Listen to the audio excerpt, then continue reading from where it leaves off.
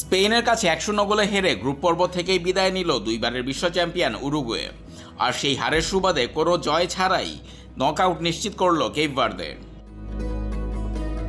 উরুগুয়ের বিদায়ের গল্পে ভিলেন 40 পেরোনো গোলরক্ষক ফার্নান্দো মুসলেরা। 42 মিনিটে অ্যালেক্স বায়ানার একটি সোজা শট হাত ফসকে জালে পাঠিয়ে দিলেন তিনি। যে শট যে কোনো গোলরক্ষকেরই থামানোর কথা, সেটাই হলো ম্যাচের একমাত্র গোল। এই ভুলের পর বদলি নামান কোচ মার্সেলো বিয়েলসা, কিন্তু ততক্ষণে দেরি হয়ে গেছে।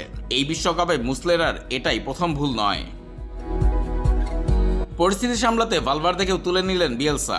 মাঠে অস্থিরতা, শেষ দিকে মেজাজ হারিয়ে লাল কার্ড দেখলেন ক্যানোবিও। চূড়ান্ত বাঁশি বাজতেই মাঠে শুয়ে পড়লেন উরুগুয়ের তারকারা। 3 ম্যাচে মাত্র 2 পয়েন্ট।